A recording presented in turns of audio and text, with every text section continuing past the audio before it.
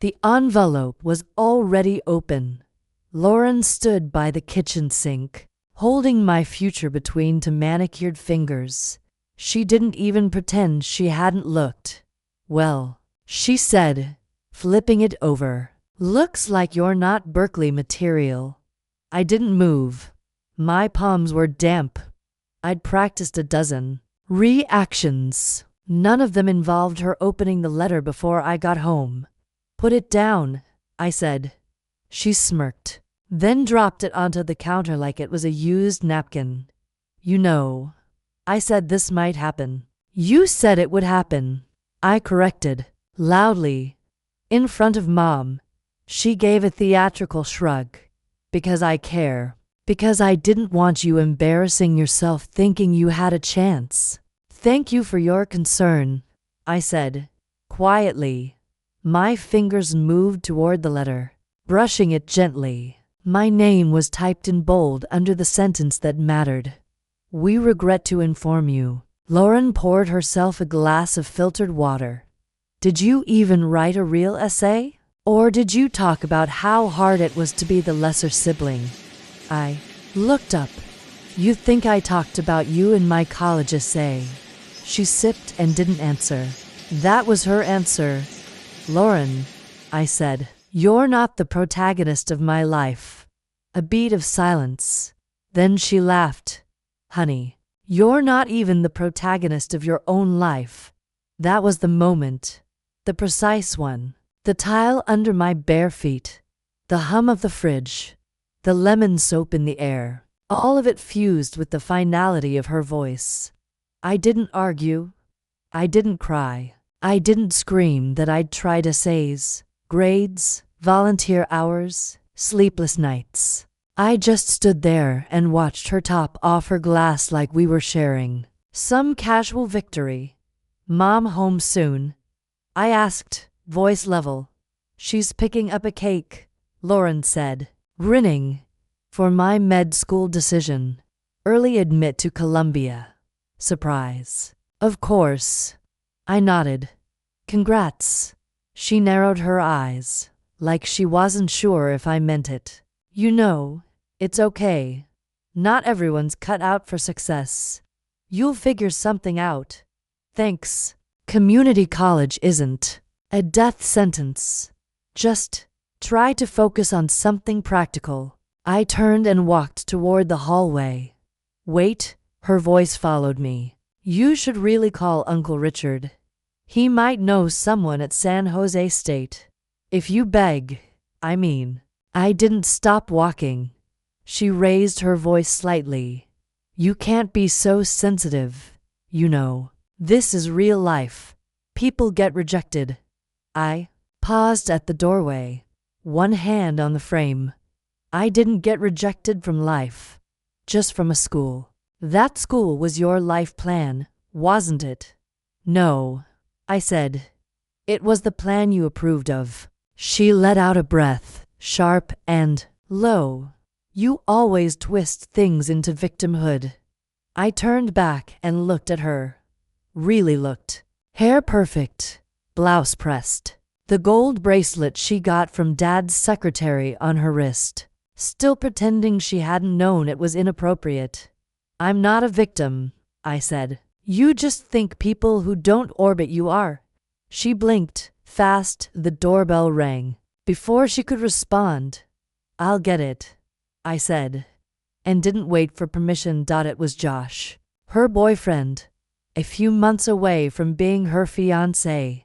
He looked surprised to see me. "Oh hey," he said. "Didn't know you were back this early." I nodded. "Got off the bus to stops early. Needed air." He held up a white paper bag. "Her smoothie." I took it from him. "Pineapple turmeric." "Yeah, extra ginger." "Of course," I said. Half smiling, he lingered. "You okay?" I didn't answer. Behind me, Lauren's voice rang out. "Josh, are you coming in, or what?" He looked past me, then back. "Good luck with whatever's next," he said quietly. I nodded once and closed the door. I carried the smoothie to the kitchen and set it on the counter beside the rejection letter. She hadn't moved. From Josh, I said. She picked it up without a thank you. Took a long sip. Needs more ginger, she muttered. Then she looked at me. You're not mad, are you? No, I said. I'm just done expecting love to come dressed as cruelty. She rolled her eyes. Not everything is a metaphor.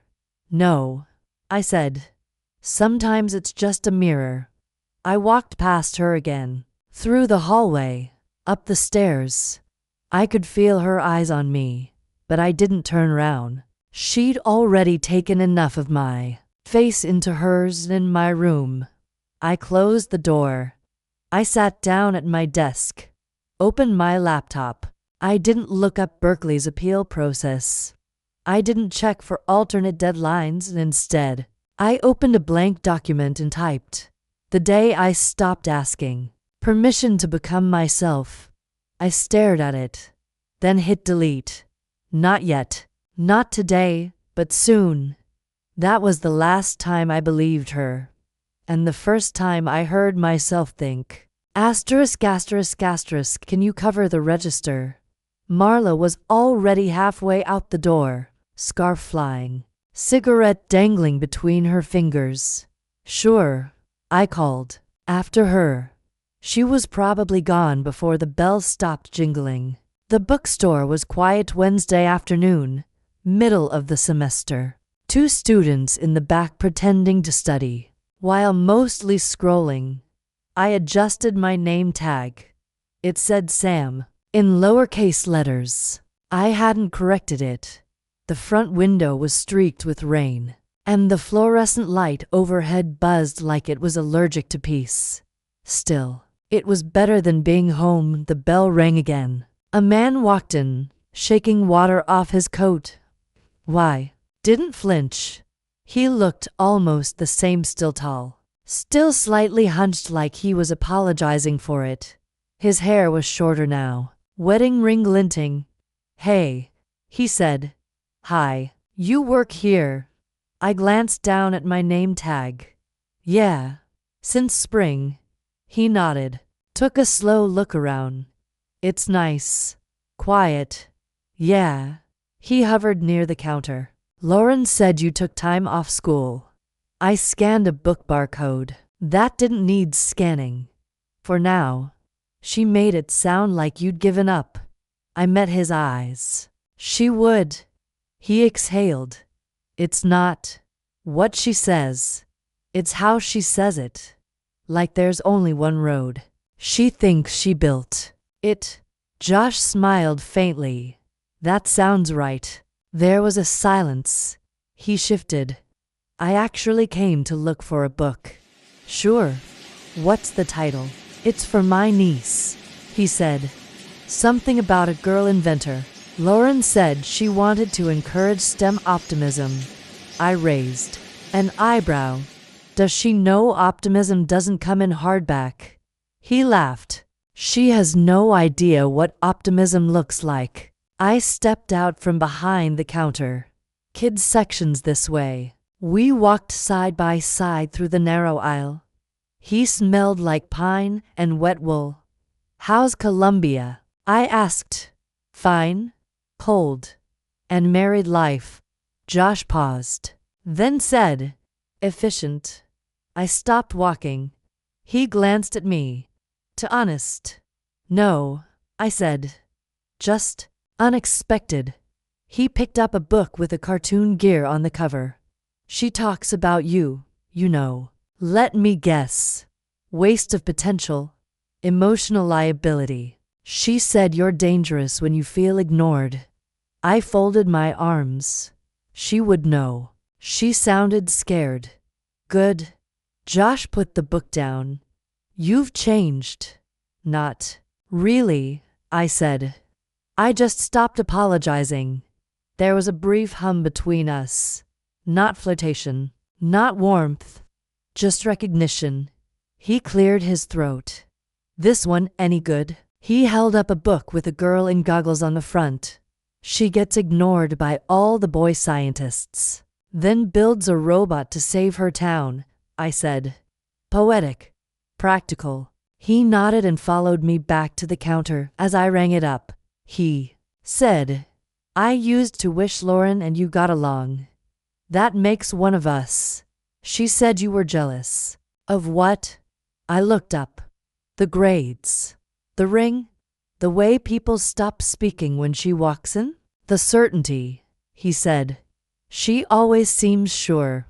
She's not. She's just louder than her doubt. Josh looked down at the receipt. I believe that. He handed me a 20. I gave him change. Even though he didn't ask when he turned to leave, I said, she doesn't know how to love things that grow slowly. He paused. What do you mean? She only waters the plants that bloom on command. Josh nodded, soft. And you? I stopped blooming for her. He gave a small, sad smile. Don't stop blooming at all. The bell rang as he left. Later that night, I found Mom in the kitchen, wrapping leftover lasagna. She came by, Mom said. Lauren, of course. Who else? Tax collectors. She gave me a look. She said you were rude. I was busy. She thinks you're throwing your life away. I leaned against the fridge. Do you? Mom hesitated. I think you're looking for something. I just hope you find it before she says I told you so. I opened the fridge. She already did. I mean permanently. I pulled out a bottle of water and closed the door. I'm not lost. I'm just off her map. Mom didn't respond. That was her way of admitting she couldn't argue. She said Josh visited you for a book. Was he? Nice. He always is. Mom paused. You two used to get along. He listens, I said. Lauren never noticed that. She notices a lot. She just doesn't always tell the truth about it. I blinked. That's the kindest way you've ever criticized her. She's your sister, and I'm your daughter. She looked tired. Why does it always feel like I'm choosing? I shrugged. Because you never say who you're rooting for. Mom turned to the sink. I'm rooting for peace. Then you'll be rooting a long time. That night, I lay on the pull-out bed in the den, ceiling spinning slow. Heart not broken, just weighed. Lauren had the degree, the ring, the apartment with crown molding and real hardwood. I had this bed, a 20-hour work week, and a list of rejection. Emails I didn't delete, but I also had silence, space, and the memory of how Josh had looked when he said, "Don't stop blooming." I turned off the light. That was enough for tonight. ***. Pass the salt, Lauren said, teeth still touching from her smile. Josh reached across the table, his fingers brushing the shaker. It slipped just a little. He caught it. Quick and quiet, but I noticed the tremble in his wrist. No one else.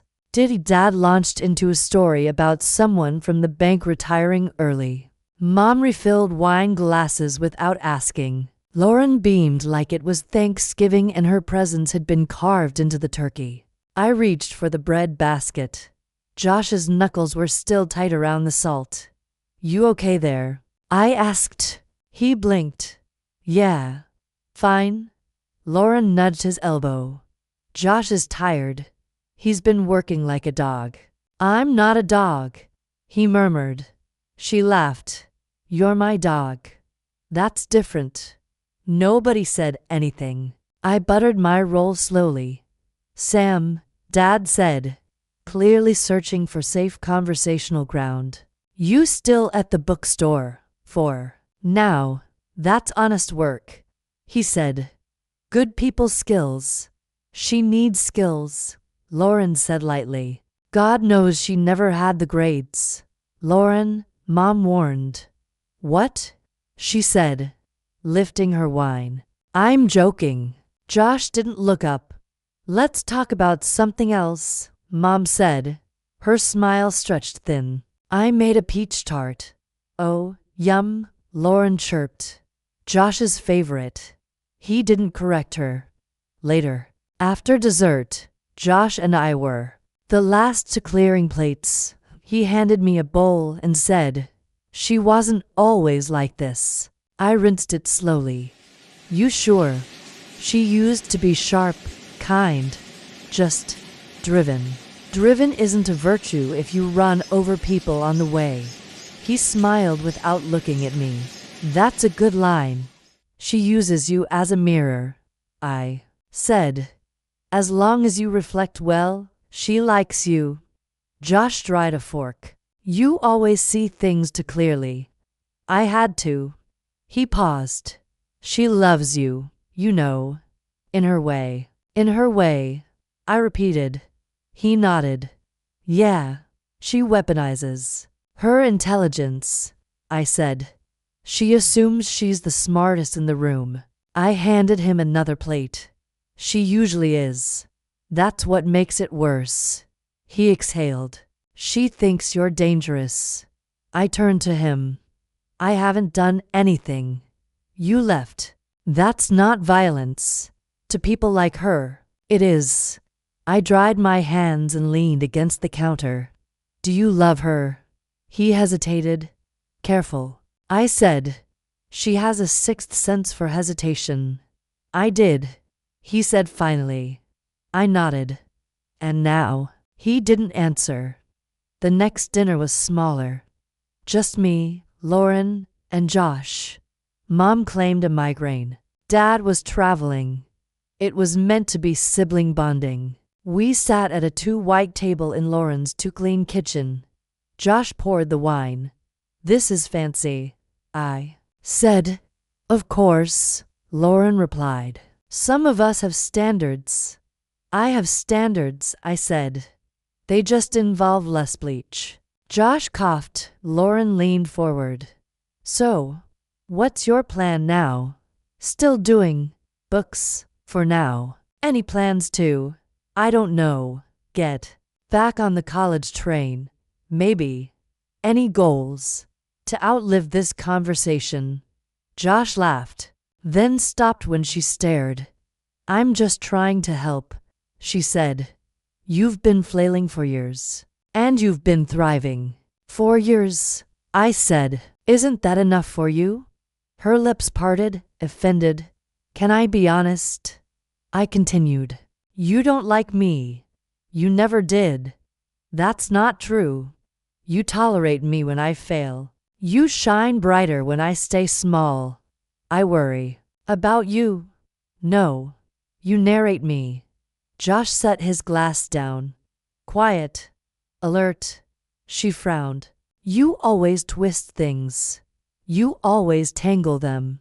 You're bitter. I'm clear. She leaned back. You're nothing without people like me. I smiled. I'm becoming someone because of people like you. Her jaw clenched. Josh stood. I'll get dessert. We both ignored him in the kitchen. Later, I found him alone. She's spiraling, he said. She's cracking. He looked tired. I can't fix her. You were never meant to. She makes me feel small. She needs to. He met my eyes. How did you escape it? I stopped asking for her approval. He nodded. I think I've been waiting for permission to leave. I tilted my head. From her. From me. We stood there, silence thick with years. Then he said, You scare her. I scare her because I remember who she was before she was polished. She's afraid you'll tell the truth. I don't need to. He exhaled. That might be scarier. That night, as I walked home, I passed a store window with a cracked mannequin. Its arms perfect. Its face untouched, but a long split ran down. The spine thin, clean, irreparable. It reminded me of her. Of how easy it is to break something beautiful when you forget it can't bend. I didn't pack much. A suitcase. A duffel. to sketchbooks, 3 changes of clothes. And the black coat she said made me look non-committal. I left at 6:40 a.m. and the house was still. Josh's car was gone. Lauren's door closed. I didn't leave a note. I didn't slam anything. I didn't look back at the bus station. The man behind the counter asked, "One way?" "Yes." "Two?" "Anywhere that's not here." He didn't flinch, just printed the ticket. 3 hours later, I was on a train with chipped vinyl seats and the scent of burnt coffee riding the air like smoke. I watched gray towns blur past. Power lines, fences, people I didn't know and would never meet. That was the point. In the next city, I found a room listed on a bulletin board at a cafe. Cash only. Shared bathroom. No questions asked. The landlord opened the door and said, "You're early." "I'm ready." He grunted. "That'll do." I got a job 2 days later, in a co-op print shop off 6th. The air smelled like toner and hand sanitizer. A woman with thick glasses and silver hair handed me a mop and pointed to the back. "Everyone starts with the floors," she said. Fair enough. We worked in silence for an hour before she spoke again. "What's your name?" "Samantha." "Full?" "Just that for now." She didn't push, just nodded. That weekend, I stumbled into a workshop at a local arts nonprofit. A flyer said, "Design your way out." I thought it was a metaphor. It turned out to be topography. The woman running it wore black jeans and red lipstick. She moved like she owned her space without needing to defend it. "Pick a problem," she said, "then design a solution that no one asked for." Mine was unwanted advice from people who say they love you. I designed a pamphlet called "Thank You for Your Concern," a step-by-step guide to keeping it to yourself. The woman Tara held it up and laughed. This is rage turned elegant. It's practice," I said. "No," she said. "It's design." After class, she found me outside, sitting on the curb. "You got something to say, girl?" "I don't know what I'm doing." "Good. That means you're not pretending." "I don't have a degree." "You have hands." "Yes. A brain." "I think so." "Then I can teach you." The first thing Tara taught me was layout. "Everything's structure," she said, "even chaos." She showed me how to grid a page, break alignment, balance white space. "You think you hate rules," she said, "but rules are what let you bend without breaking." That stuck. I didn't call home. Not even once. Lauren didn't call either. Mom left a voicemail once. "Just checking. Hope you're eating." I didn't reply. I was. Barely. But I was also breathing differently. Like my lungs finally had space. One night, Tara caught me working late. "Why are you still here?" I lost track of time. She scanned the screen. "You're getting faster." "Not fast enough." She leaned against the doorframe. "You trying to outrun something?" "Someone." She raised an eyebrow. "My sister," I said. "Ah, the root of all art." I smiled. She used to tell me who I was. Tara nodded. "And now I get to decide." She pushed off the frame. "Good. Just don't waste your revenge on becoming her." On Sundays, I walked the blocks alone. Brick walls, faded signage, old people on stoops. It smelled like boiled onions and someone else's ambition. I liked that. It was the opposite of Lauren's world. Nobody asked me to be impressive. No one said I was wasting time. I was allowed to build something quietly at the print shop. I started fixing things that weren't mine: misaligned templates, smudged margins. No one told me to. I just did it. "Promotion," the silver-haired woman said one day. dropping a new badge on my desk. What's this? Assistant layout manager. I didn't apply. You didn't need to. I wrote Lauren's name once on a post-it, then threw it away. The only way out wasn't through her, it was around her. I didn't want to become her. I just wanted to prove I didn't need her map to arrive somewhere real. Tara handed me a thick folder a month later. What's this? I asked. Client pitch. You're first. Why me? Because you know how to see things. What if I mess it up? Then you'll learn. And if you don't mess it up, I'll still learn. She smiled. Exactly. That night, I sat on my bed with the window cracked, air cold on my ankles. I thought of Lauren's voice. You'll never be anyone. And I whispered back, softly, calmly, watch me. Asterisk, asterisk, asterisk. You're quiet today, Tara said, stirring oat milk into something green and steaming. I stared into my cup. Black coffee. No cream. No sugar. No shield. Didn't sleep much, I said. She took a sip. Worried about the pitch. Worried about the client. You think they'll reject you? No, I said. I think they'll say yes. She tilted her head. And that's worse. It's new. Tara leaned back in her chair. New isn't a threat. It's a mirror. I nodded, though I wasn't sure I agreed.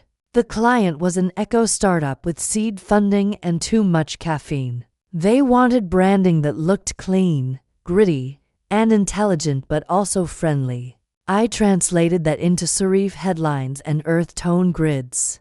They approved the first draft, sent back the contract signed, paid the deposit early, and Tara raised her eyebrows when the wire cleared. Look at you. I'm trying not to get used to it. She grinned. You should. At night, I still found myself checking Lauren's social media. I told myself I wasn't stalking, just comparing the architecture of our lives. She looked the same in every photo. Straight teeth, blinding white kitchen, slightly too loud caption about how discipline is love. Josh looked thinner. His smiles sharper, tighter, sometimes. I wondered if he remembered the peach tart, the wine, the way he'd said, she wasn't always like this, like it was both confession and apology. By month 4, I was managing 3 accounts. By month 6, Tara let me pitch solo. Don't flirt, she warned. Don't beg. Don't sell yourself like clearance inventory. What if they ask about my education? Tell them you were educated by necessity. What if they press back? She handed me her lucky pen. I tucked it into my sleeve like a weapon. The client was a nonprofit trying to fight eviction rates. I showed them a prototype that wrapped data in narrative infographics with stories, portraits of tenants next to charts about rent spikes. You did this yourself? The director asked. Yes. What's your background? I paused. People like you assuming I can't have made this without a background. He blinked, then smiled. We'll take it. I called Mom that night, and she answered on the 3rd ring. Samantha, it's me. Silence. Then, is something wrong? No. I just wanted to hear your voice. She sounded older, tired. It's been almost a year. I know. I was starting to think you didn't want us anymore. I needed space. From her, from all of it. She sighed. She's still herself. Of course. She asks about you. I rubbed my forehead. Why? Because you disappeared. And people like Lauren can't stand mysteries. I almost laughed. That's probably true. She says you're punishing her. I'm not. I know. There was a pause. She's still shining, Mom said. I know. But the light's cold. That silenced me. Where are you, Sam? In a city that doesn't care about last names. Are you happy? I'm becoming. A week later, Tara invited me to a rooftop bar. I met her after work. She wore red heels and a black leather jacket and ordered whiskey like it was medicine. So, she said, "What's the plan?" "For what?" "Your name, your brand, your future." "I don't know." "You've got instincts, strategy, control." "Thanks. You could open your own agency." I laughed. Too soon. Not too soon. Just scary. I sipped my drink. "You ever think I'm only good because I'm afraid to fail?" Tara looked at me. "Failure doesn't scare you. Irrelevance does." I swallowed. "I think you're building towards something," she said, "even if you don't know what." I don't want to build it just to show her. Tara raised her glass. "Then don't." That night, I opened a blank document. Typed, "Samantha Reyes, visual strategist," and deleted it. Typed again, "Studio Reyes Design and Co." Then deleted it all. I wasn't ready to name it yet, but I was. Circling at the shop, we hired a new assistant college grad. Overpriced sneakers. Quick with Illustrator but slow with humility. Tara threw him to me. "Train him," she said, and I sighed. "Why me?" "Because you didn't come here with credentials and now you teach them." "Fair." He asked too many questions. Tried to impress me with jargon. I shut it down quick. "This is about clarity," I told him. "Not noise." He nodded. Chastened. "Did you go to RISD?" "No." "Parsons?" "No." He paused. "Where'd you learn?" "From someone who saw something in me." He looked confused. I didn't clarify. One night, as I was locking up, my phone buzzed. A message. From Josh. "Saw your name on a design forum. Congrats. Hope you're well." I stared at it and typed, "Thanks. You too." Then deleted it and typed, "Hope you're well too." Deleted. Typed nothing. Locked the phone. Went home. I dreamed that night that I was back at the dinner table. Lauren passed me the salt. It burned my hand. And I smiled. I wasn't looking for her. I was halfway through a redesign proposal for a sustainable kitchenware startup when I clicked open LinkedIn to check a contact's endorsement trail. That's when I saw it, her name. Third comment down.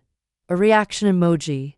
A reply. "Lauren Maddox likes this." My stomach didn't twist. It didn't do anything, actually. I clicked anyway. Her profile photo was new. Hair slicked into a chignon. Teeth. Dazzling. Caption. "Building excellence. Shaping futures." Of course. Still married. Still at the same firm. Still exactly where I'd left her. I scrolled further. Posts about leadership summits. Panels. A podcast quote. "Accountability is the highest form of love." I laughed. Out loud. Tara walked in with a sandwich. "What's funny?" "Nothing." She set it on my desk. "You laugh like someone just stepped on a rake." I clicked the tab closed. Just ran into a ghost. That night, I couldn't stop thinking about the photo. It wasn't that she looked different, it was that she looked frozen. Like a mannequin who believed its own pose. I remembered the way she used to cry quietly in her room the year Josh almost didn't propose. She thought nobody heard. But I did, and now there she was, smiling at strangers online like nothing had ever cracked. I typed her name into Google. Nothing new. Some press mentions. One speaking engagement canceled due to scheduling. A thread on a career forum caught my eye. "Has anyone worked with Lauren Maddox at Kindle and Lee?" Replies varied. Brilliant. Demanding. Visionary. Cold. Someone wrote, "She'll use your spine as a step stool if you're not careful." I saved the page. Didn't need it. Just liked seeing it there. A week later, Josh's name popped up under a connection suggestion, no message. Just an algorithm's quiet nudge. I clicked. Still listed as senior analyst, no recent activity. But his eyes were duller in his photo. The smile didn't reach, it looked tired. I closed the laptop and stood in the middle of my studio, not terrace space, mine, small. Yes, but mine. A client proposal taped to the wall. A post-it on my monitor that said, "Start where you are, or don't start at all." I sat down and started sketching logo variations. My fingers didn't shake. Later, at dinner, Tara asked, "You good?" "Why?" "You're eating your salad. Like it insulted you?" I looked down. "Sorry. You want to talk about it?" I shook my head. Tara didn't push. She chewed, then said, "You're allowed to be fine and furious at the same time." I looked up. She raised her glass. "It's called surviving." The next morning, I posted a soft launch announcement. Reyes Design is now live and simple. No hashtags. No emotion. Just clarity. By noon, I had 3 inquiries. By 4, a call with a small museum looking for a rebrand. By 6, a message from an old client. "Didn't know you went solo. Congrats." About time. I didn't check if Lauren had seen it. I didn't need her applause. I just needed air. A week passed. Then 2, and then I saw it. A comment under someone else's post. Lauren Maddox. "If you can't lead with vision, don't lead at all." Someone replied, "Funny you say that when your husband's looking for a new role." I blinked, clicked. A thread followed. Half rumor, half smoke. Josh. Interviewing quietly. Checking exit options. Frustrated. A reply buried 3 layers deep. Word. Is he's undervalued? Doing senior-level work for entry-level pay. I stared, then sat back. I called Tara. She picked up on the first ring. "You okay?" "I think." Her kingdom's cracking. There was a pause. "What do you mean?" "Josh is trying to leave." Quietly, carefully. "You surprised?" "No." "Then why call me?" "Because I'm wondering what it means when someone starts to leave the person who told me I'd never be anyone." Tara was quiet. Then she said, "It means she was wrong." That night, I dreamed I was back at that hallway. College rejection in my hand. Lauren standing in the doorway. Smug. But this time, I walked right past her. Out the door. Into the street. And she stayed frozen there, holding nothing. The next morning, I opened Josh's profile again. Hovered over connect. Didn't click. Instead, I opened a fresh file. Typed, proposal, Q3 expansion, assistant project role, and in the margin, I wrote, ideal candidate, competent, discreet, underutilized. I didn't write his name, but I thought it. Asterisk, asterisk, asterisk, asterisk. I had the cards printed on matte ivory stock, thick enough to feel serious, soft enough to fold if you were nervous. No logo, no tagline, just my name, centered beneath it. One word, founder. Tara raised an eyebrow when I handed her one. Subtle. She said, "It's not for clients." I told her, "It's for me." She nodded. Still, feels like armor. That's what I need. The office was small, technically a subleased corner of a larger space shared with a podcast studio and a guy who ran a cryptocurrency newsletter out of a closet. But it was mine. A desk, 2 chairs, one plant that seemed indifferent to my presence. I taped my business card to the wall, not as decoration, as proof. I started watching Josh again carefully, quietly, not stalking, just observing. He'd updated his profile. Open to work, no big post, no announcement, just a green circle. I clicked through his listed skills. Logistics, data analysis, team training. His resume was tidy, overqualified for half the jobs he'd probably be offered. Lauren still hadn't changed hers.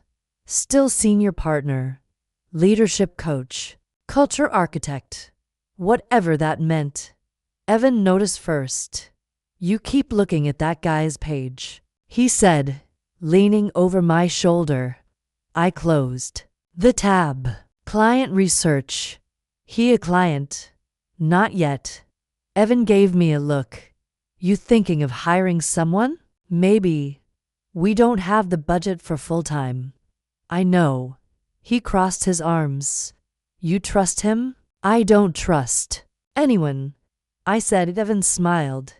Now that sounds like you. That weekend, I drafted a listing. Assistant project coordinator. Part-time. Contract. Must be flexible, discreet, and overqualified enough to be bored but not arrogant. I didn't post it. I sent it to Josh directly. Subject. Thought of you, no body. Just the attachment. 5 hours later, I got a reply. Interesting. Can we talk? We met at a coffee shop far from both our zip codes. Neutral territory. He arrived exactly on time. Same coat. Same eyes. Less tension. Hey, I said. Hey, we sat. I'm not looking to leave dramatically, he said. First thing. I'm not asking you to. This isn't about Lauren. It's not, I said. But if it becomes about her, that's your decision. He nodded slowly. I don't want it to be. Good? Pause. Why me? He asked. I sipped my coffee. Because I remember how precise you were with the salt shaker. He looked confused. That dinner, I clarified. You passed it like it might explode. He laughed. That feels like a lifetime ago. It wasn't. No. Silence. You'd be doing administrative work, I said. Scheduling, vendor calls, budget tracking. It's boring. Good, he said. No prestige. He shrugged. Prestige never got me anything but longer hours. No visibility. That's a perk. I tilted my head. You okay taking a pay cut? I'm already underpaid, he said. At least with you. It's honest. That made me smile. We talked numbers, hours, structure. Why now? He asked. Because I want someone who doesn't need to be seen. He nodded. That's rare. I don't want loyalty. Just competence. I can do that. I watched him. Are you sure? Yes. Because once you start, I won't protect you. I'm not asking you to. I slid a card across the table. One of the ivory ones. He picked it up, turned it over. Founder, he said aloud. Yes. That's heavy. It's accurate. He tapped it twice on the table. Then, okay. When I told Evan, he was skeptical. You sure about this? No, he's your sister's husband. Technically.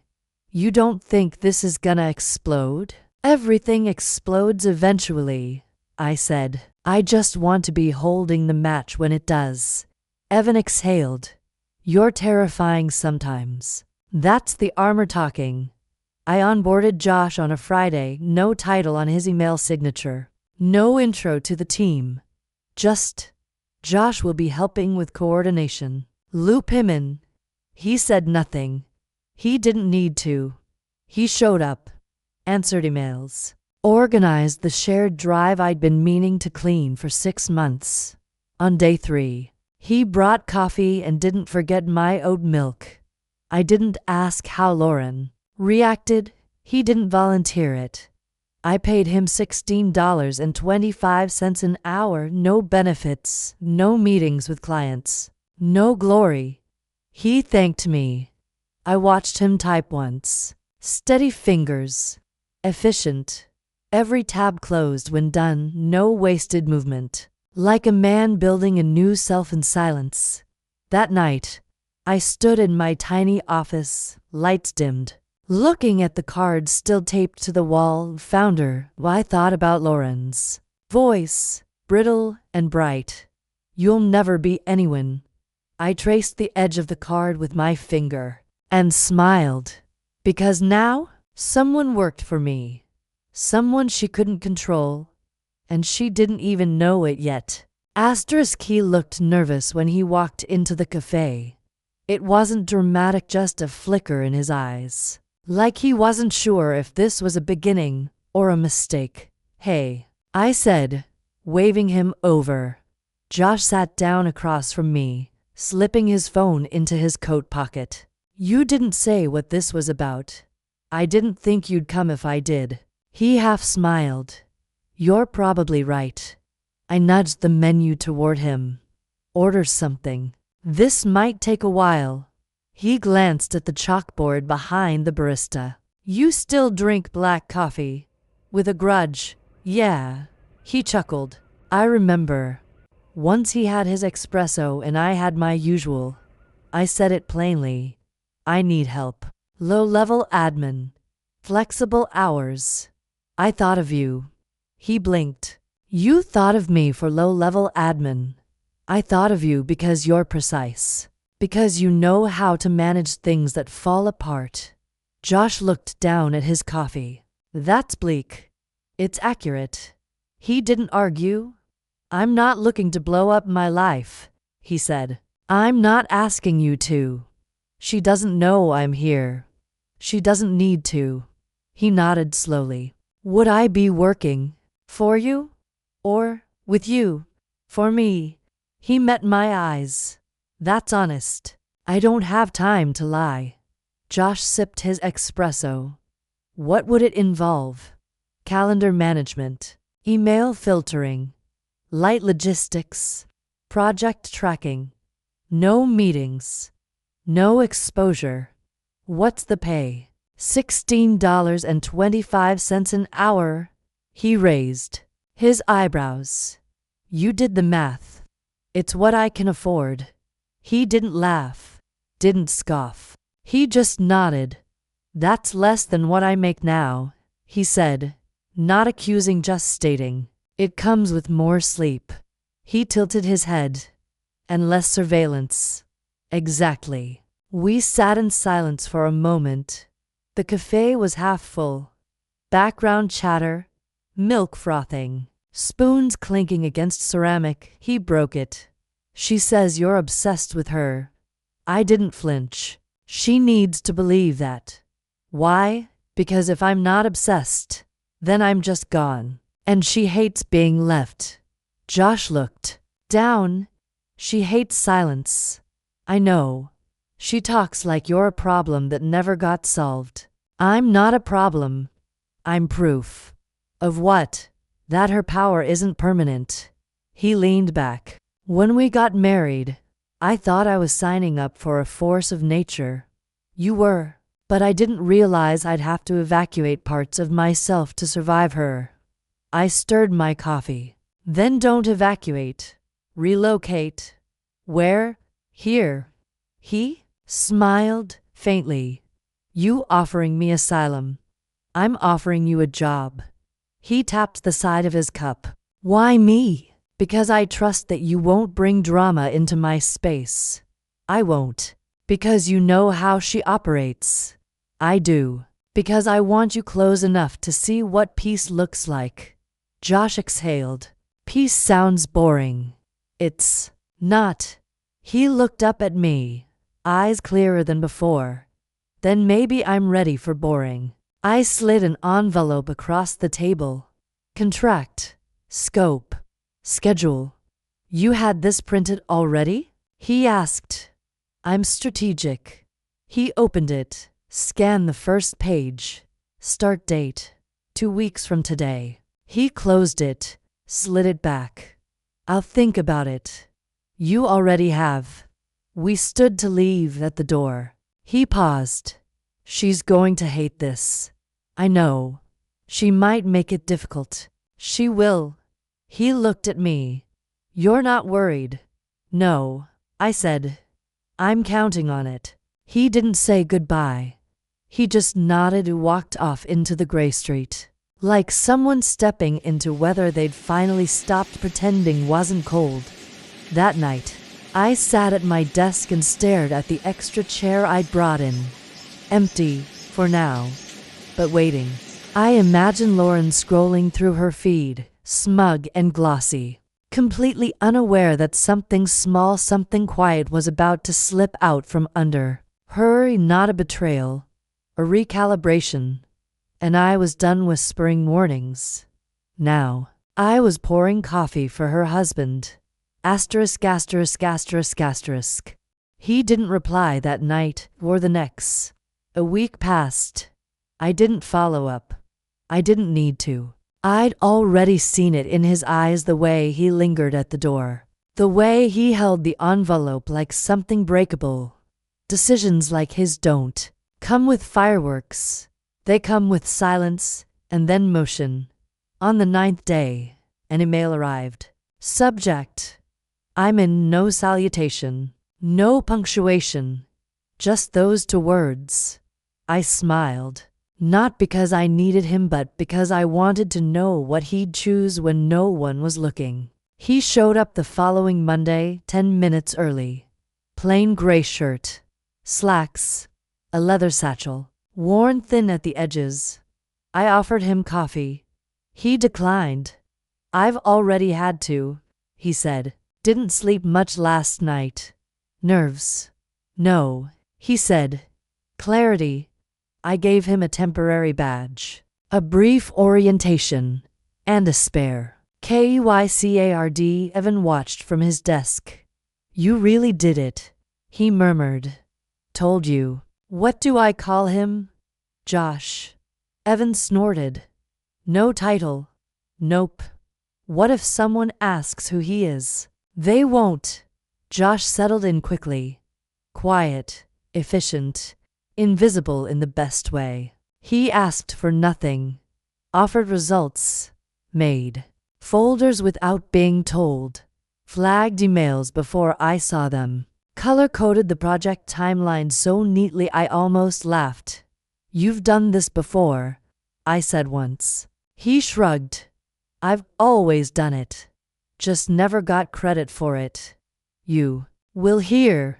He looked at me. Credit or peace? Both, if you play it right. Lauren called him 3 times that first week. He didn't answer by Friday. She sent a text. Why aren't you picking up? He showed it to me without a word. You want to go outside and call her? I asked. No. You sure? I'm sure, he said.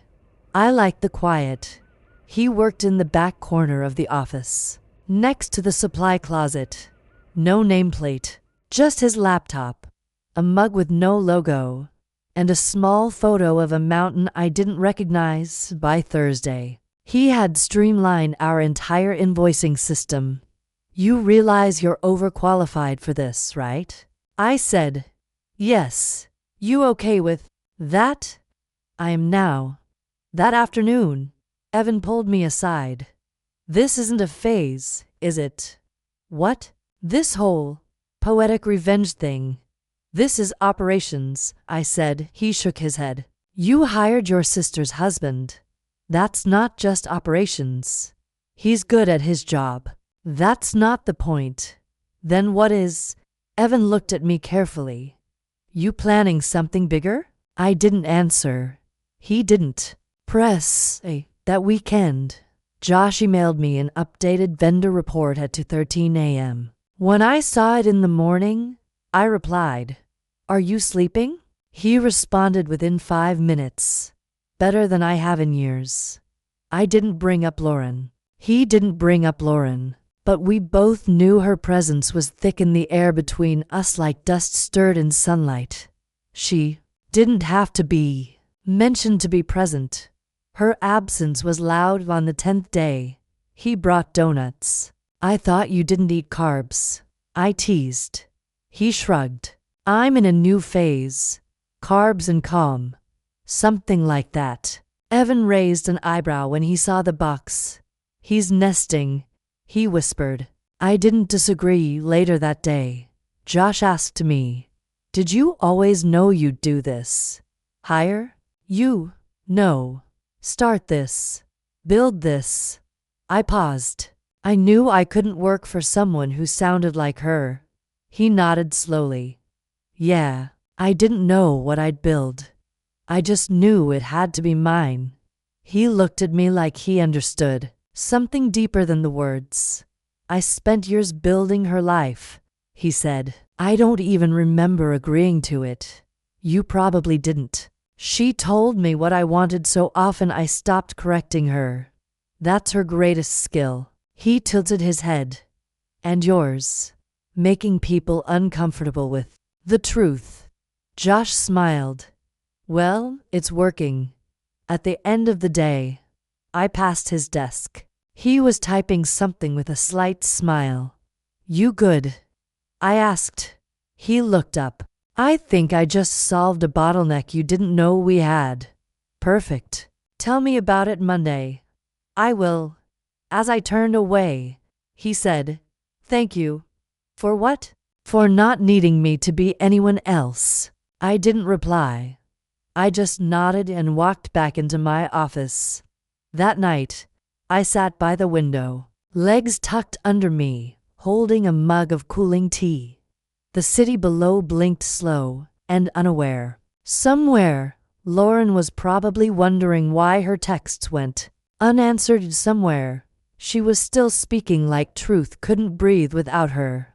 And here, in my office, her husband was finally learning how to speak for himself, quietly, calmly, willingly. The first yes is always the hardest. And he just said it to me. Josh came in early, like always. He wore the same navy button-down. No tie. Hair slightly tousled. From the wind. He didn't speak unless necessary. He didn't hover. He didn't take up more space than the corner he'd claimed as his own. No one asked who he was. No one needed to. Evan watched him from the edge of the bullpen. That guy's spooky efficient. He's peaceful. I said, that's not the same thing. To some people, it is. Evan leaned closer. Seriously, though, you're still the only one who knows. Yes. You don't think that's weird? No. It's risky. I turned to him. What do you think would happen if people knew? I don't know. Judgment. Gossip, maybe a very angry phone call. Let them talk when they have something worth saying. Evan raised both hands in surrender. Just checking your temperature. Normal. As always. Josh worked through lunch most days. Sometimes he ate a protein bar without looking up. Other times, he walked 2 blocks to a tiny Vietnamese spot and brought back spring rolls, which he offered without expectation. I never took one. I just watched the ritual. Effortless. Clean. Self-contained. He asked for a meeting on Friday. 10 minutes, he said. I think I can save us $1,000 on print costs if we shift vendors. We met in the conference room, just the 2 of us. He laid out the proposal like a seasoned consultant. You've done this before, I said. I used to do it for Lauren's firm, he replied. Except she never looked at the numbers. What did she look at? Optics. I leaned back. And now, I look at structure.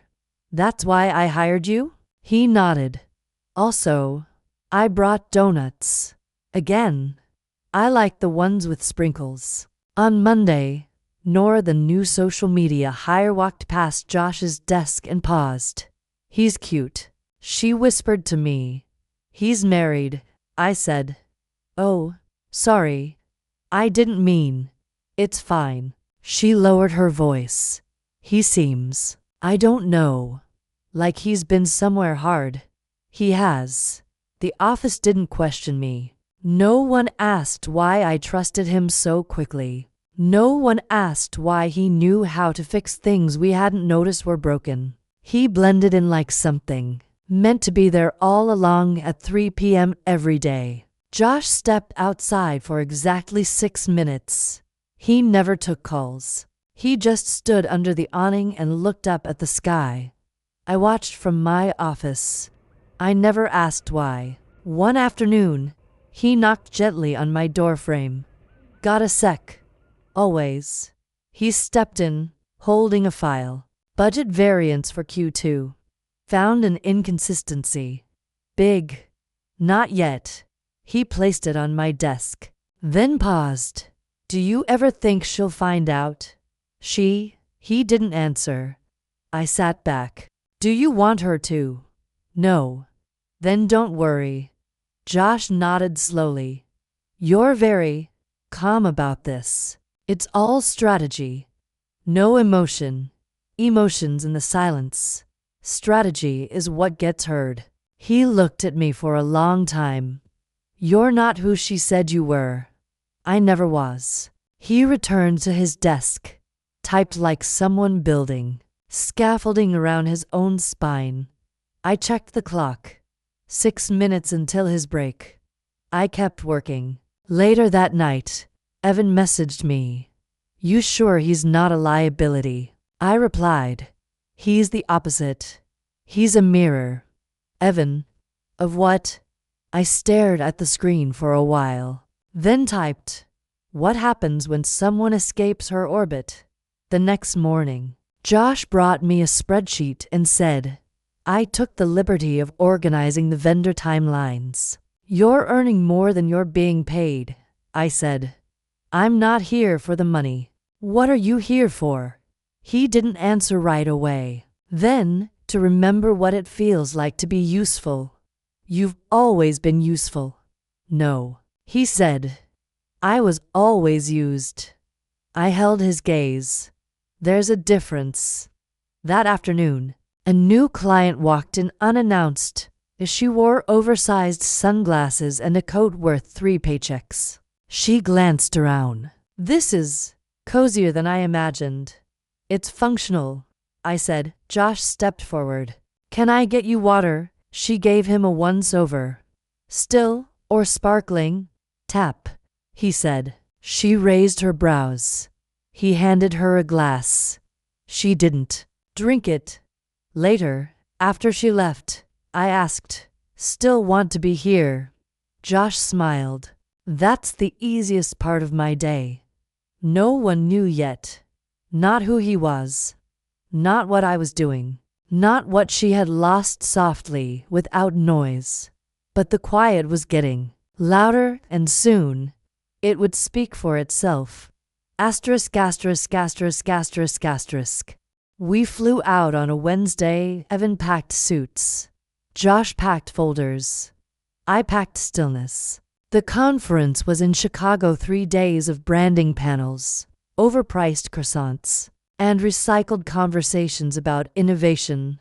I wasn't going for the content. I was going for the stage. Reyes Design had been selected to present in a keynote block titled Emerging Powerhouses.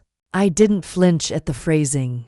I simply packed neutral heels and made sure my slides were clean. At the airport, Josh sat 1 seat away from me at the gate, skimming an itinerary. This is the part she would have loved, he said. Which part? Being seen boarding early. Pretending she wasn't watching. I said nothing. He kept his voice low. She used to practice her facial expressions before flights. Said rival face was everything. And here you are. I murmured, boarding without a script. He looked at me. Feels better. On the plane, Evan leaned across the aisle.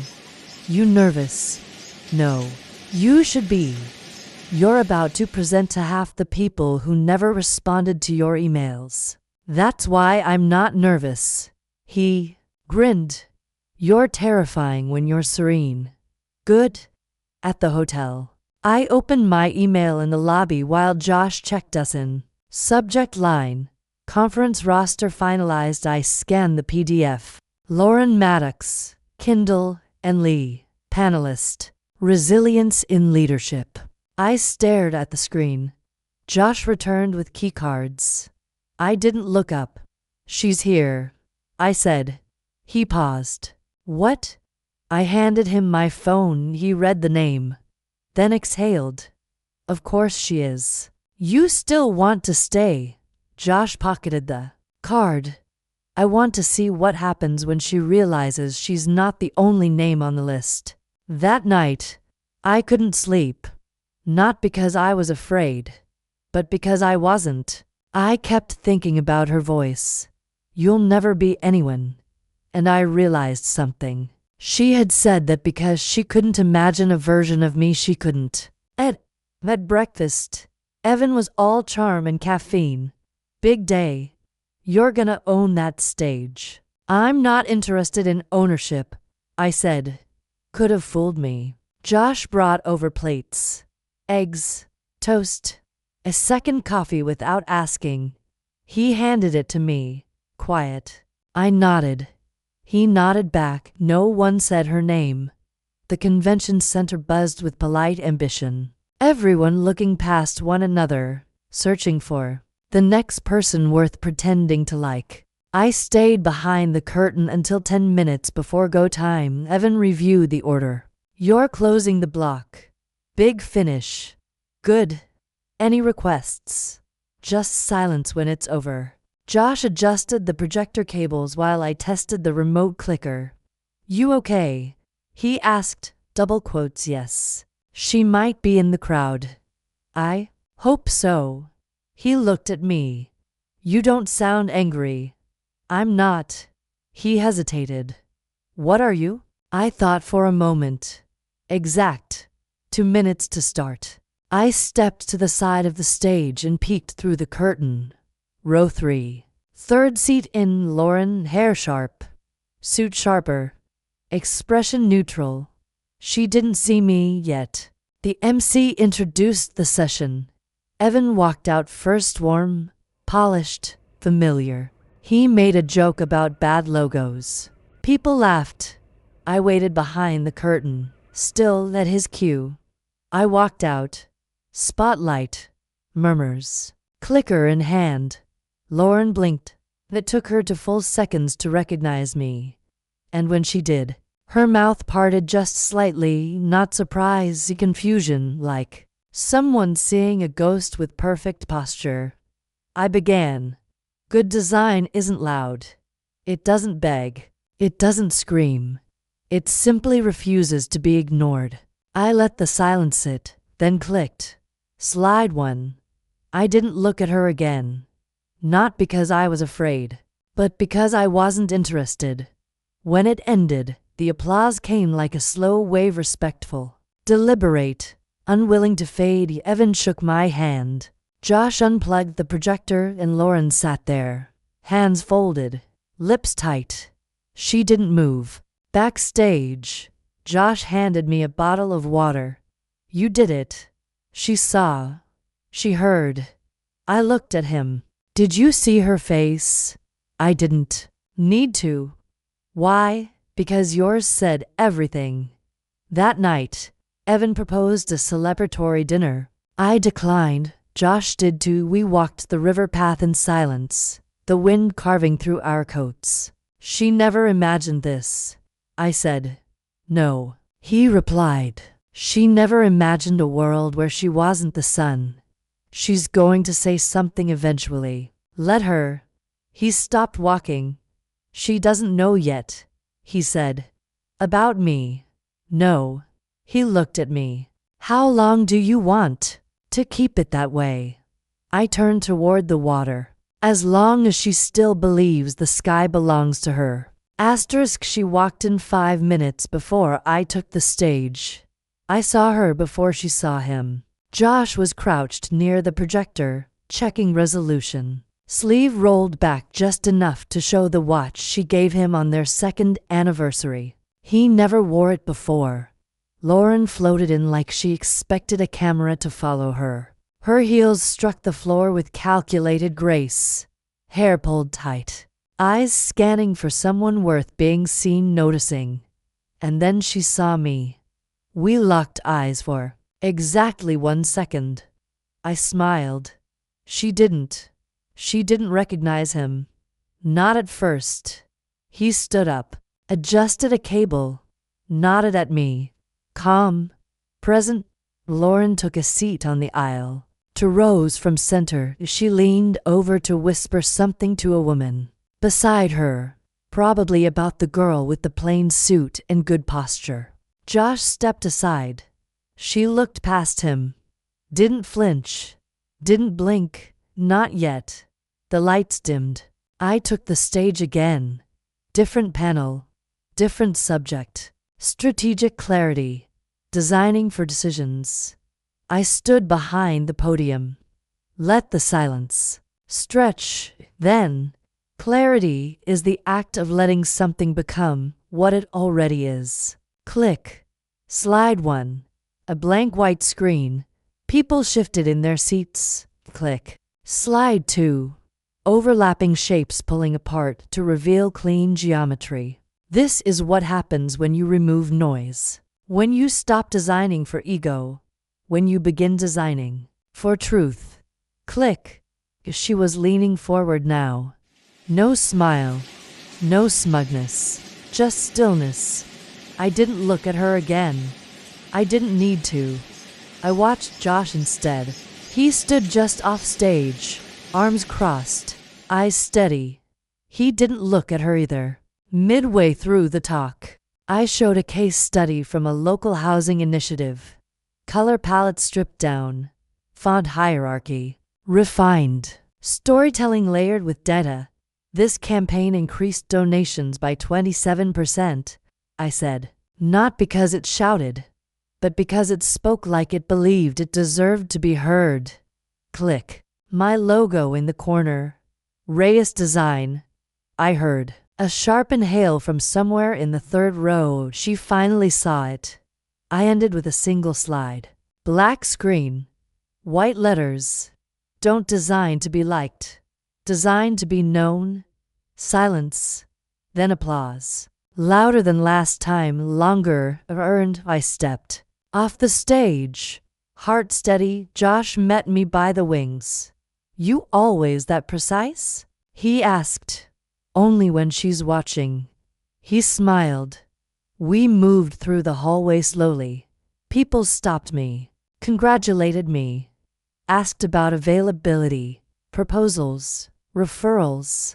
I answered politely, all while watching the back of her head as she exited through a side door. Later, in the vendor hall, she found me.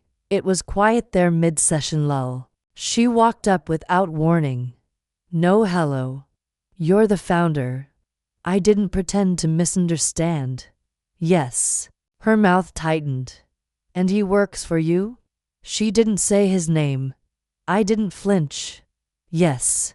Her voice dropped. What are you trying to prove? Nothing. She stepped closer. This is pathetic. No, I said. This is strategic. I should have known you'd crawl your way into relevance. Funny, I said. I didn't crawl. I walked. She glanced around. Do they know who you are? They know what I built. She exhaled sharply. Is this revenge? No. She waited. It's just what happens, I said, when you stop listening to people who think they invented you. Her eyes narrowed. You've always needed an audience.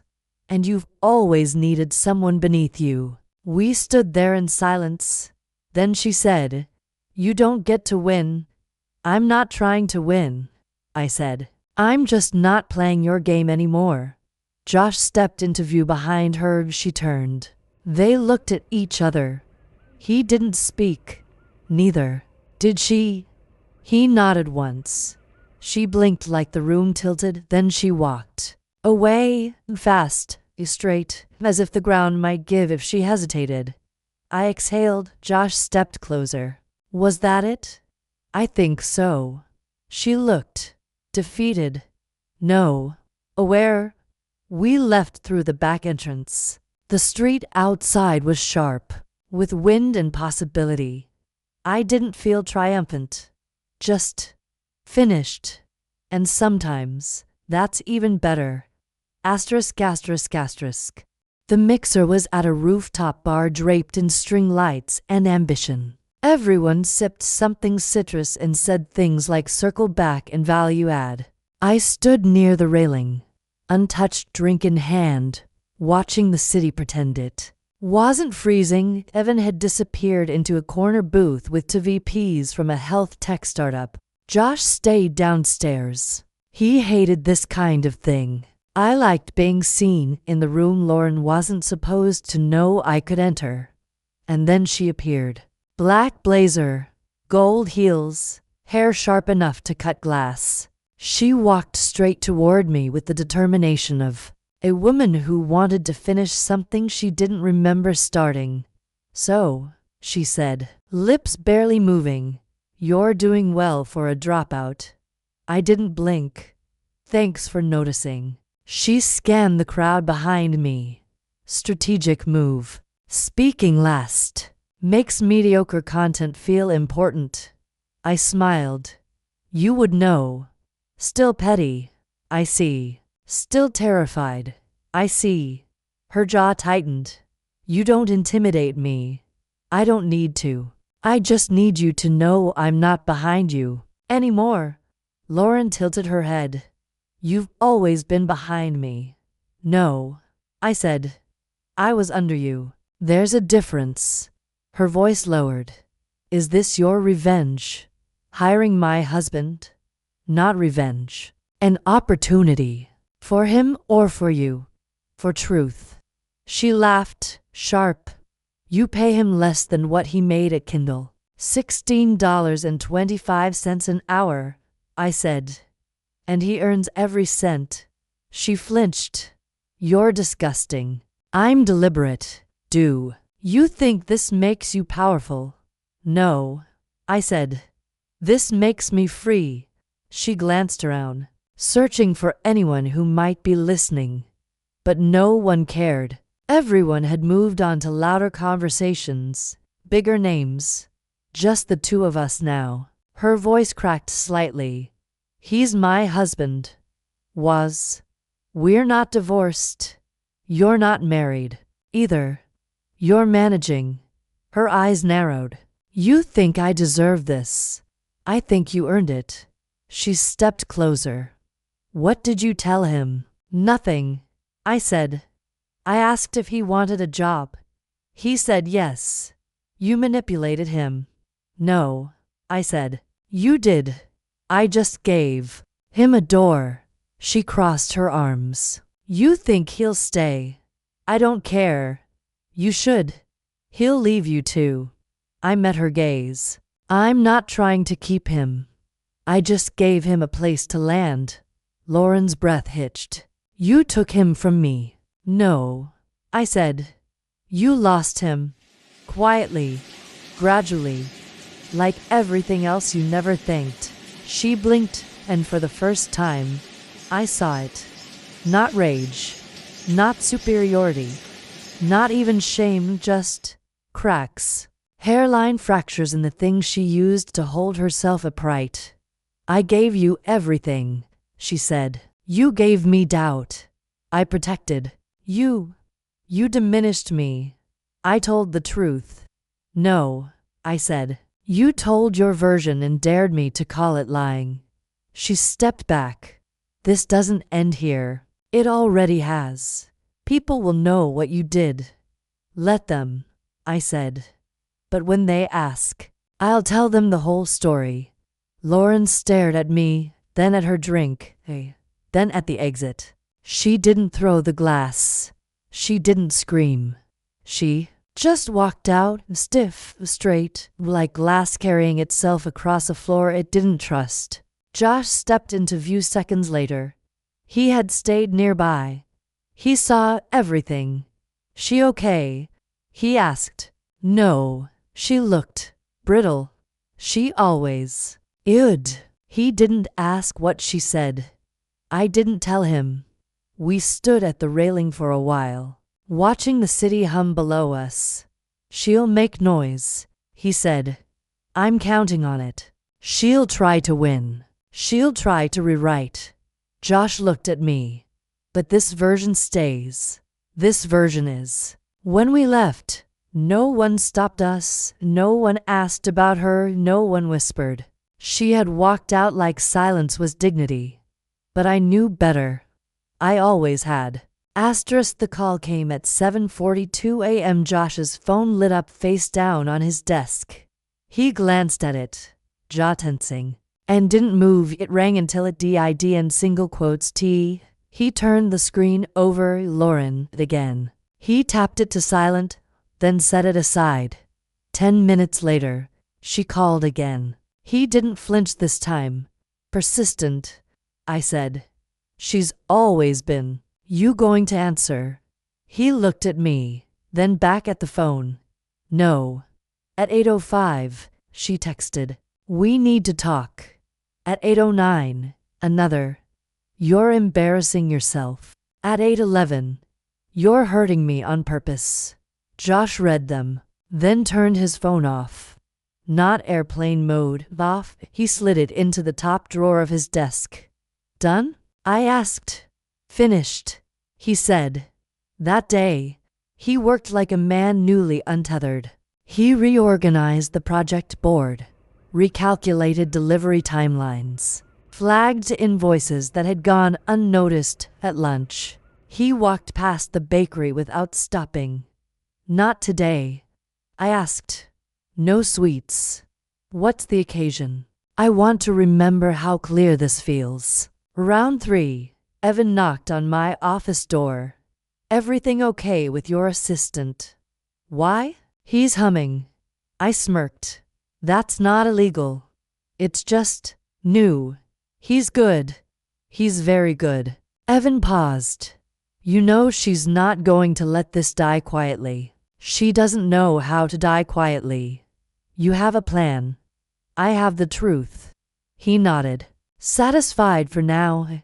At 5, Josh handed me a finalized timeline for the new client launch. Neatly formatted. Color-coded. Cross-referenced. This is clean, I said. I like clean. Better than perfect. He smiled. Perfect was her word. Clean is mine. I tapped the paper. You're different. I feel different. You look lighter. I'm not carrying her expectations anymore. He started walking to work the next morning. 14 blocks. He said the motion helped him breathe. I watched from the office window as he came down the street. No EARBUDS, no phone, just his own pace. Lauren didn't call again. Didn't email. Didn't text. Not for 2 days. Then a single email appeared in my inbox. Subject: This is not over, buddy. You have no idea what you've started. I replied with nothing. Josh saw it. She'll escalate, he said. She has nowhere to go. She has her name. She had her silence, I said. She broke it. At lunch, he sat across from me in the break room. You know what I miss most, he said. What? The in-between. Explain. Before she got cruel. After she stopped pretending to be soft. When we both knew something was wrong but hadn't said it yet. That's grief, I said. He looked surprised. Grief. It's not just for the dead. Later that day, I found him looking at his wedding ring. Not wearing it, just holding it. You going to keep it? I asked. I don't know. Does it still mean something? He stared at it. It used to mean promise. And now, it means permission. He slipped it into a small envelope and taped it shut. Dropped it in the mail slot on the corner at 6:12 p.m. Didn't say a word. The next morning, his shoulders were different, looser, as if the absence of a small metal circle had released something much heavier. Evan handed him a joke mug. Best assistant ever. Josh smiled. Took it.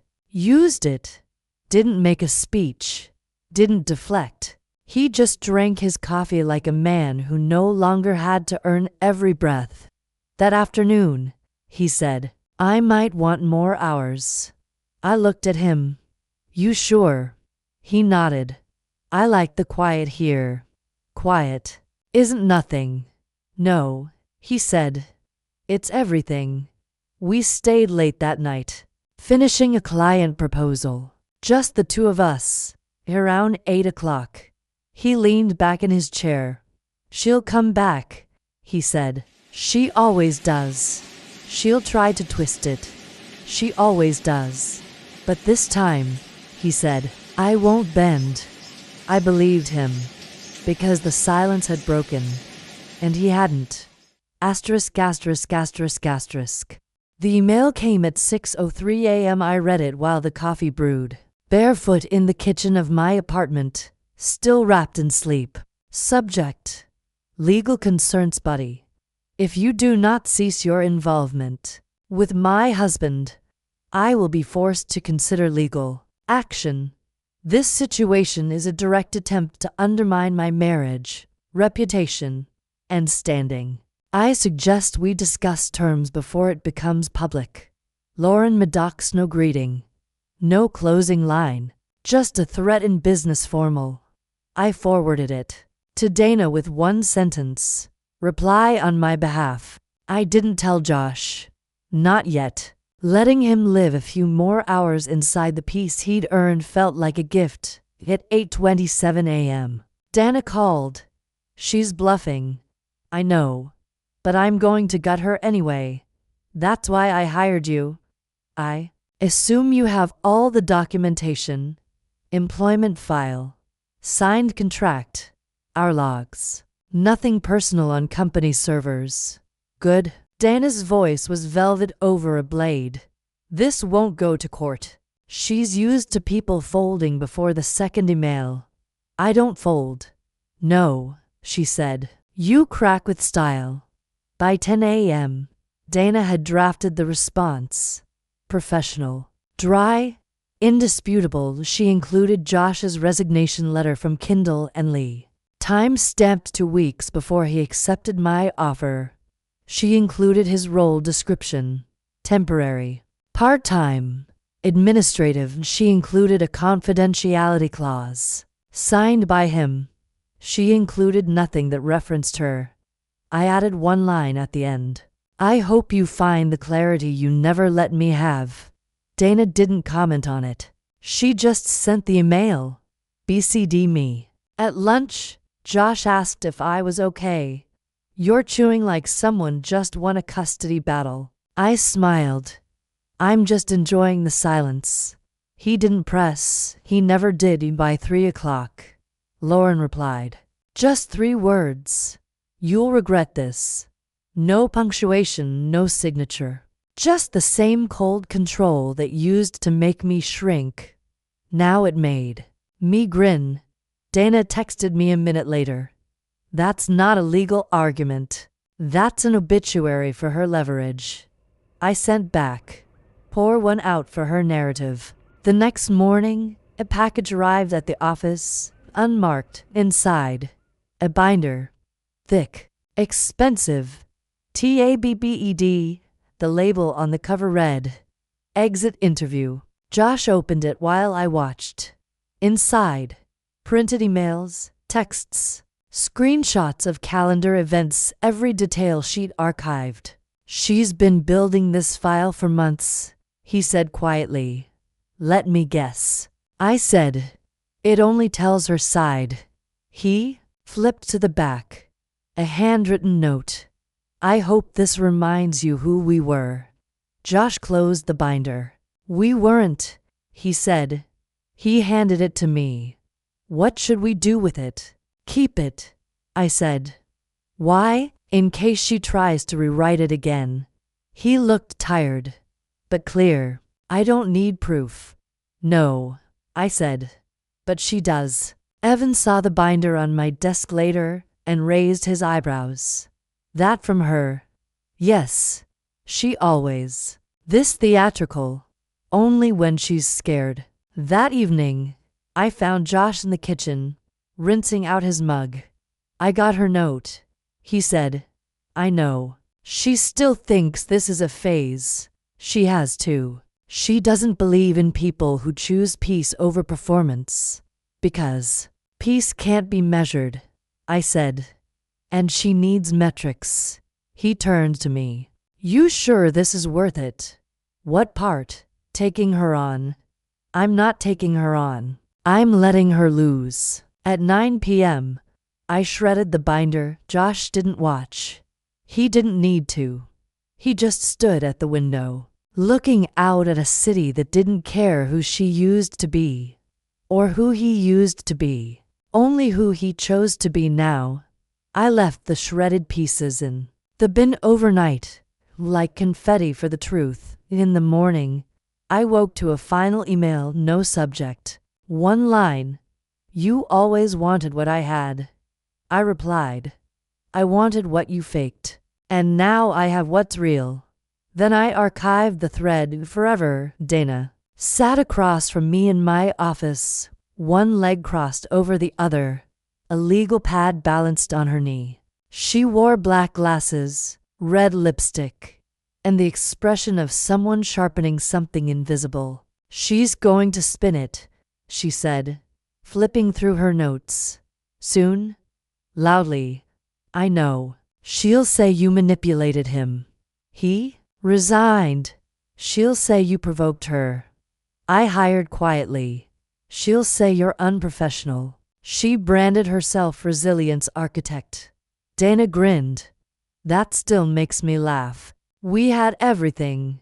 Josh's employment contract. Signed, dated, scanned. His resignation letter to Kindle and Lee. Timed 14 days earlier. Correspondence. Logs. Pay records. Task lists. Nothing emotional. Nothing ambiguous. Just clean. Dated. Traceable facts. I want this airtight, I said. Dana nodded. It already is. But I'll go tighter.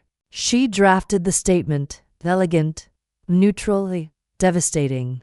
It read, Mr. Maddox is employed by Reyes Design in a part-time capacity. His role is non-client facing and administrative. He accepted this position after formally ending his contract with Kindle and Lee. The implication of impropriety is both factually inaccurate and reputationally motivated. She added, We trust this closes the matter. We will not engage further. I read it twice, then added a final line. We encourage all parties to prioritize peace. Dana glanced at me. You're nicer than I would have been. I'm not nice, I said. I'm complete. We sent it at 10:04 a.m. No delay, no fear. Lauren replied 2 hours later. A forwarded email from her attorney. 3 lines of vague discomfort. No legal claims. Dana read it and snorted. They have nothing. She's trying to salvage narrative. She's using words like emotional trespass. That's not a thing. We didn't respond, letting the silence become a wall.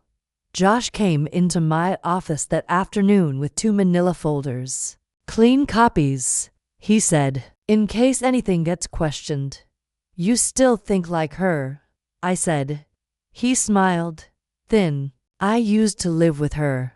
I looked up at him. You okay? I feel clear. You look it. He sat down across from me, the folders still in hand. I kept trying to be the version of me that she could love, he said, and I couldn't figure out why I kept disappearing. Because you were folding. Yes. And now, I'm unfolding. He opened the folder. Each Document placed with intention, every piece aligned. I made peace with what I didn't do, he said. What's that? Leave sooner. I didn't say anything.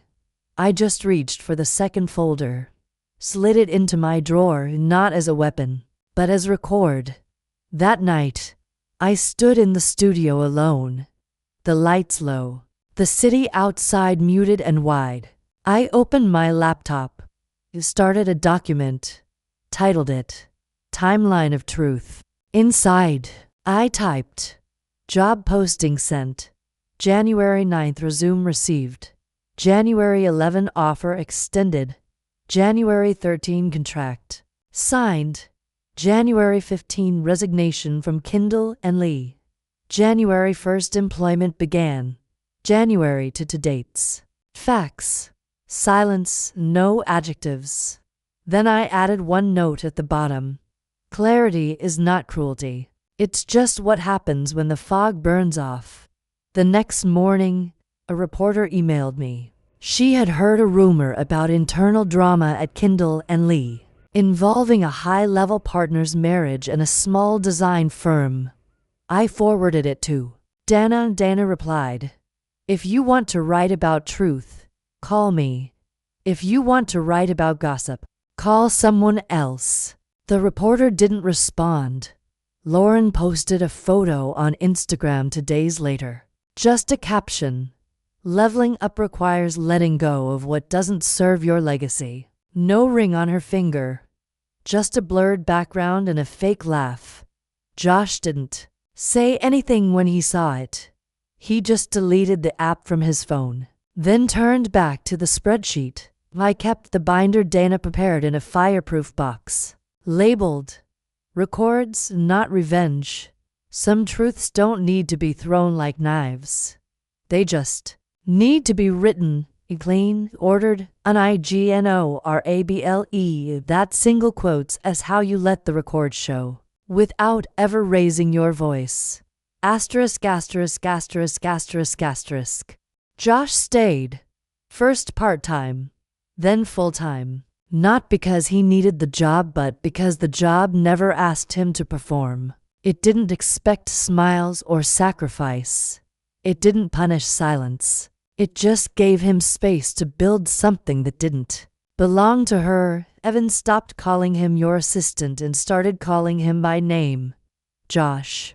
He'd shout across the bullpen, "You got a sec." And Josh would nod, always calm, always ready, then fix whatever was breaking without a sigh. Nora asked once, "How long has he been here?" "Long enough," I said.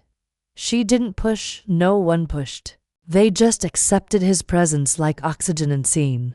But essential. On Tuesdays, we had team lunches. Josh always brought something homemade. Lentil soup, egg salad with paprika, perfectly packed. "I didn't know you cooked," I said once. I didn't. Back then. What changed? He shrugged. I started feeding myself. Sometimes, when the office was quiet, he'd talk about childhood. Not hers, his. "I used to think love meant always saying yes," he said. "And now I think it means staying even when you're told you're allowed to leave." He never brought up Lauren, not directly, but pieces of her slipped into the corners of his stories. Like shadows without names. "She hated when I folded my shirts in thirds," he said once. Said it was obsessive. "And did you stop?" "No," he said. "I just folded them when she wasn't home." Now, he folds everything in the break room. Napkins, dish towels, the extra company T-shirts, precise, tidy, unapologetic. On Fridays, we started staying late. Not working, just existing. Sometimes we talked. Sometimes we didn't. It wasn't intimacy. It was recognition. "I never had a sister," he said. "You still don't?" I replied. He smiled. Good. One evening, Evan looked at me after Josh left and said, "He's different now." Yeah, He was all tension before. I know. He's like a plant finally near a window. I raised an eyebrow. That poetic for you? Evan shrugged. Just saying. Whatever you to have it's working. We didn't have anything. No flirtation. No subtext, just something like respect that had survived a war. One night, Josh brought in an old photo album not to share, just to show he could. He left it on the counter while he worked. A soft open page with a childhood photo of him at a birthday party. Eyes wide, shirt too big. Is that cake or cornbread? I asked. Cornbread. My grandma made it like it was dessert. He didn't turn the page. And I didn't ask. Lauren never came by. Never emailed again. Never called. At least not from the numbers he recognized. Eventually, her silence became the loudest part of her legacy. I asked him once, "Do you think she's watching?" "Yes," he said. "But I think she's learning not to blink." Some afternoons, we sat in the back room together, laptops closed, watching the sun slice through the blinds. We didn't fill the air with stories. We just breathed. "You miss your old life?" I asked once. "No. That's simple. That's simple." It wasn't dramatic, it was just steady, which, after her, felt radical. One Tuesday, Josh made banana bread for the office, no fanfare. Just slices wrapped in wax paper, each one labeled with the recipient's name. Even Evan got misty-eyed. "You know," I said, "you could have done anything." He looked at me. "I still can," he said. And that's when I knew he'd made it out. Not just from her house or her name, but from the version of himself that needed permission to exist. We didn't celebrate, we didn't declare anything. But that afternoon, as the office settled into its soft rhythm, I looked around at what we had made. Not a family in the traditional sense. Not chosen, either. Something quieter. A different kind of family. One built on unspoken understanding, shared silences, and a mutual refusal to disappear. Asterisk asterisk, I never became famous, no magazine cover, no viral post, no awards dinner with trembling speeches and champagne. But every morning, I unlocked the office door, turned on the lights, and stood in a room I had built. That was enough. The quiet came first, then the clarity. Not as a revelation but as routine. The desk. The steady hum of old radiators. The smell of paper and ink. Work. That mattered to someone even if they never knew my name. Josh still came in early. He still drank his coffee black. Still brought banana bread on Tuesdays. But now, he laughed more. Took longer lunches.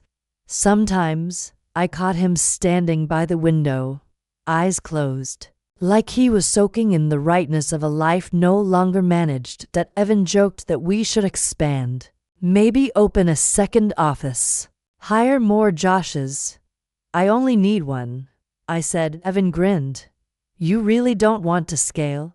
I want to deepen, I said. Not stretch. Some days, I'd find old photos of Lauren tucked into corners of my mind. A dress from a party. A voice on a voicemail, an echo of the hallway where she said, "You'll never be anyone." But those moments passed, like dust in the air, seen, then gone. I didn't miss her, but I no longer carried her. That was the difference. I didn't know what she told people about what happened. If she said he left, or that I seduced, or that we schemed. I never corrected the story. Not because it wasn't wrong, but because it no longer mattered. Truth is like water, it finds its level eventually. One morning, I walked into the office to find a small envelope on my desk, no name, just handwriting I recognized instantly. Lauren's. I didn't open it. I didn't need to. I dropped it in the shredder without reading a word. Josh watched from his desk, said nothing. I didn't explain. He didn't ask. Some people think closure comes in conversation, a final reckoning. But sometimes, it's the act of choosing not to engage that frees you.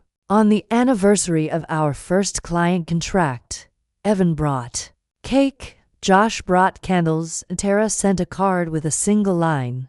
You were always someone. You just stopped asking permission. That night, I stayed late, alone. I pulled my old business card from the drawer. The one that just said, Samantha Reyes, founder. Edges worn. Ink fading. I flipped it over. Wrote a new word on the back, free, then I taped it to the wall next to it. I placed a printout of the first rejection email I ever got from a magazine that said I lacked vision. Below that, I taped a sticky note Josh had once left on my desk. Thanks for letting me be small while I figured out how to be whole. I stepped back, looked at the wall, at everything that had tried to contain me, and everything I had used to grow instead. On quiet mornings, when the office was still, I sat by the window and watched the street wake up. Delivery vans, dog walkers, sunlight, slicing the air like something deliberate. I didn't know what was next, but for once, I didn't need a plan to feel real. I just needed to sit in the life I had shaped. No crown, no applause, just stillness, and the voice inside me finally sounding like my own. I don't know if I became someone, but I became, and for the girl who once stood in that hallway, clutching a rejection letter and believing a voice that wasn't hers that was everything. Asterisk asterisk.